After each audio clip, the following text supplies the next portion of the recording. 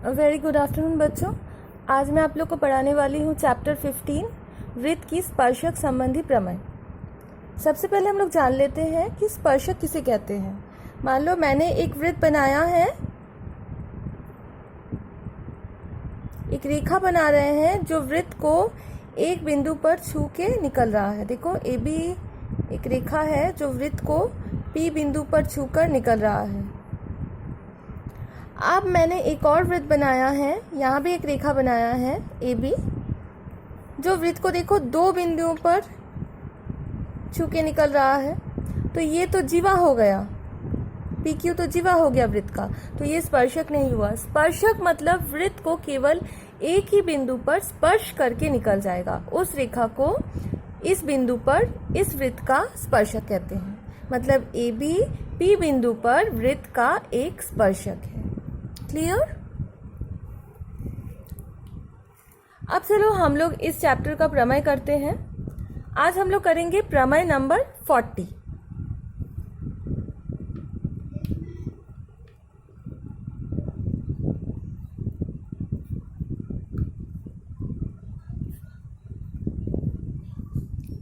अच्छा, प्रमेय 40 क्या है? मैं पढ़ रही हूँ प्रमेय 40। वृत्त की कोई भी स्पर्शक स्पर्श बिंदुगामी अर्धव्यास पर लंब होती है। अच्छा, आप लोग का सबसे पहला काम है, आप लोग प्रमेय के स्टेटमेंट को कॉपी में पहले लिखोगी। मैं यहाँ पर स्टेटमेंट नहीं लिख रही हूँ। आप लोग सबसे पहले कॉपी में वो जो पिंक कलर में दिया हुआ है स्टेटमेंट, उस स्टेटमेंट को कॉपी में लिखोगी। अच्छा, मैं अब आप लोग को थोड़ा पहले समझा देती हूँ, फिर प्रमाण करेंगे। वृत्त की कोई भी स्पर्शक, मैंने एक वृत्त बनाया है, ठीक है। इसका कोई भी स्पर्शक कहीं भी खींच सकते हैं, यहाँ यहाँ ऊपर नीचे कहीं भी। मैं सपोज यहीं पर खींच रही हूँ, स्पर्शक खींचे हैं, ठीक है।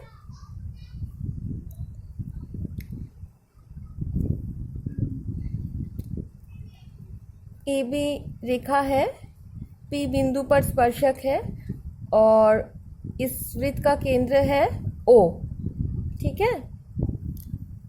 तो क्वेश्चन है, वृत्त की कोई भी स्पर्शक स्पर्श बिंदुगामी मतलब जहां पर स्पर्श हो रहा है, ये रेखा इस वृत्त को स्पर्श कर रहा है, क्या है? पी। स्पर्श बिंदुगामी अर्धव्यास पर लंब होती है। अर्धव्यास मतलब ये केंद्र है, मैंने ऐसे मिला दिया तो ओपी क्या हो गया? ओपी वृत्त का अर्धव्यास हो गया। तो ये पी बिंदु पर ही मुझे यहाँ इधर अर्धव्यास नहीं खींचना है। अर्धव्यास तो कई हो सकते हैं इस वृत्त के, मुझे वही अर्धव्यास खींचना है जो स्पर्श बिंदुगामी है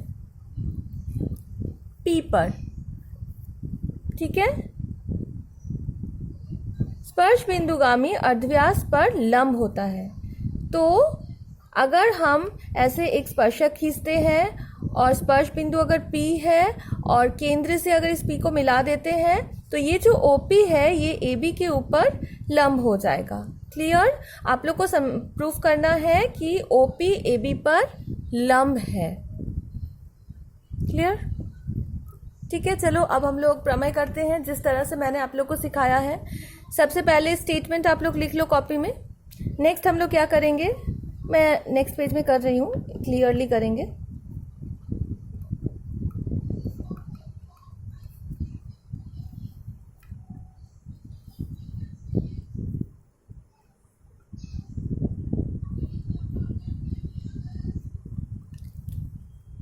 ये केंद्र है,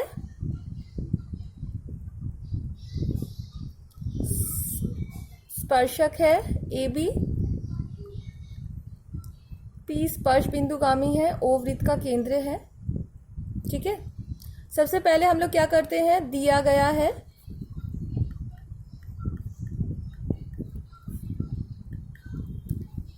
नंबर 1 पॉइंट, ओ वृत्त का केंद्र है, ठीक है। Number 2 point, A B P बिंदु पर वृत्त का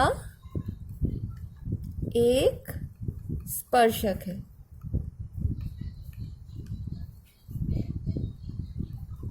ठीक है,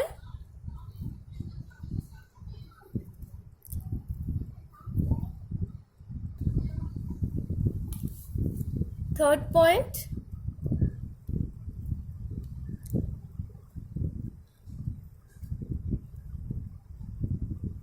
ओपी पी बिंदु पर वृत्त का अर्धव्यास है। ठीक है, क्लियर? तो ये था हम लोग का दिया गया है। अब हम लोग नेक्स्ट पेज में करते हैं प्रमाणित करना है।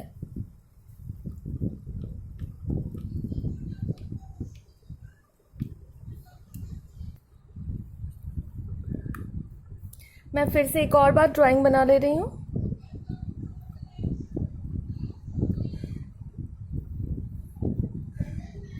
ओ, ये P है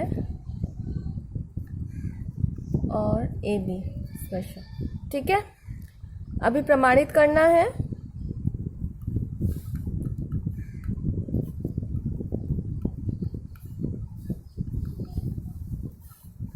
प्रमाणित करना है OP AB स्पर्शक पर लंब है।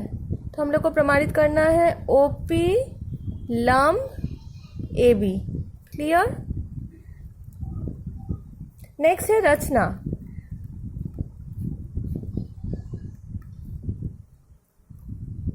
अब रचना क्या है? हम लोग इस AB स्पर्शक पर कोई भी एक बिंदु, कहीं भी, इधर इधर इधर, P को छोड़कर कहीं भी एक बिंदु लेंगे। Q मैंने यहां ले लिया। ठीक है, तो हम लोग लिखते हैं AB स्पर्शक पर Q एक बिंदु लिया गया एवं, देखो मैं OQ को मिला दूंगी, एवं OQ को मिलाया गया। क्लियर? ये है आप लोगों का प्रमाणित करना है, सॉरी रचना है। ठीक है, अब हम लोग करेंगे प्रमाण।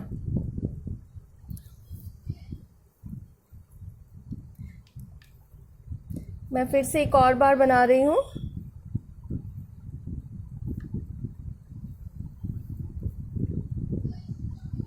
ओ, ये P था, ये AB था, यहाँ Q एक बिंदु लिया गया था और इसको मिलाया गया था। ठीक है, यही था हम लोग का चित्र। अब प्रमाण करते हैं।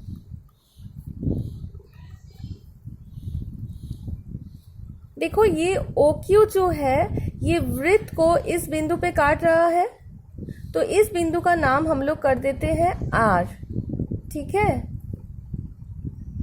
तो लिखते हैं OQ वृत्त को जहां काटता है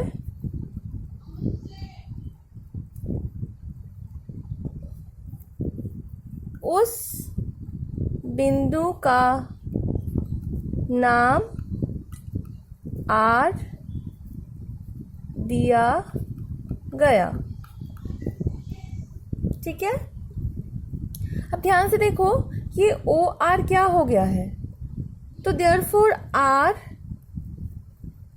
वृत्त के ऊपर एक बिंदु है ना? तो ये OR क्या हो गया? OR वृत्त का अर्धव्यास हो गया। जिस तरह से OP वृत्त का अर्धव्यास है, OR भी वृत्त का अर्धव्यास हो गया। देयरफॉर OR वृत्त का अर्धव्यास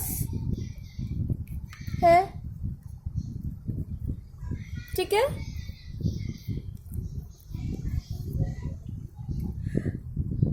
अब आगे करते हैं। ध्यान से देखो, ये जो Q है,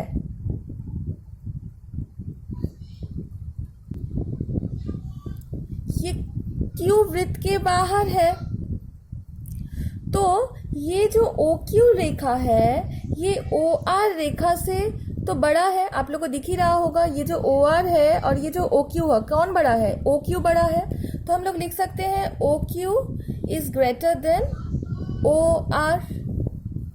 ठीक है, इसको हम लोगों ने 1 नंबर कर दिया। ठीक है, अब फिर से देखो आप लोग, OP और OR ये दोनों तो इक्वल होगा, क्योंकि OP भी वृत्त का अर्धव्यास है और OR भी वृत्त का अर्धव्यास है। तो लिखो वृत्त के अर्धव्यास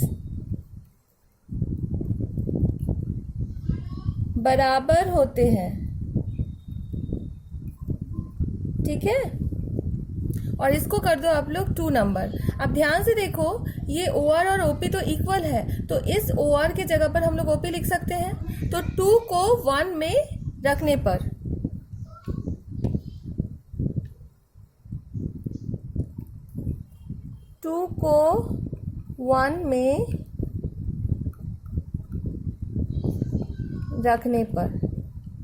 रखने पर हम लोग को क्या मिल गया? हम लोग को मिलेगा OQ is greater than OP। ठीक है, मैं एक और बार चित्र बना रही हूं।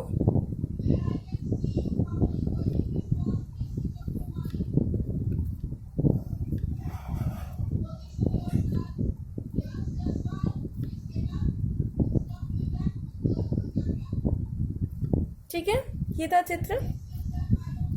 अब देखो, हम लोग को मिल गया कि OQ OP से बड़ा है। तो Q तो हम लोगों ने AB पर कहीं भी लिया था, तो इसका मतलब AB पर हम लोग कहीं भी बिंदु ले लें, हमेशा OQ OP से बड़ा ही होगा।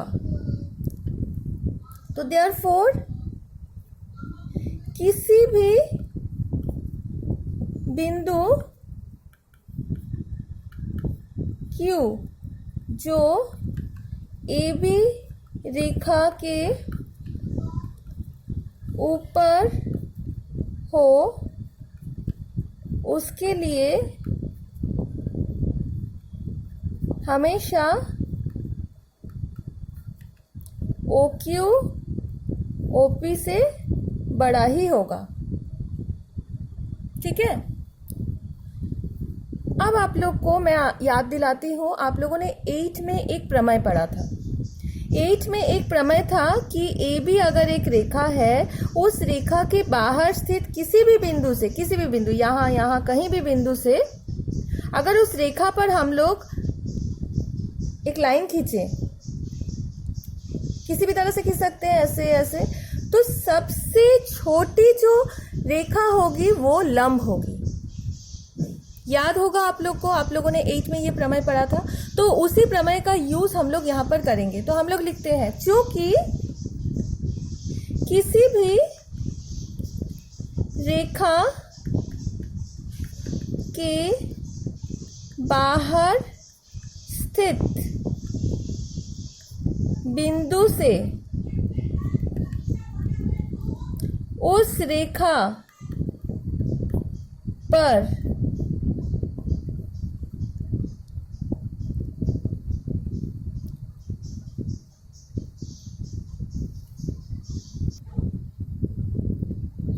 रेखाखंड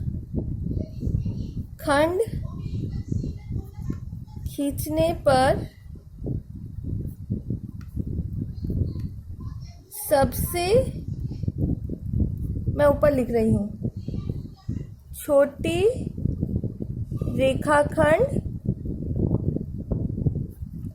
लंब होगी।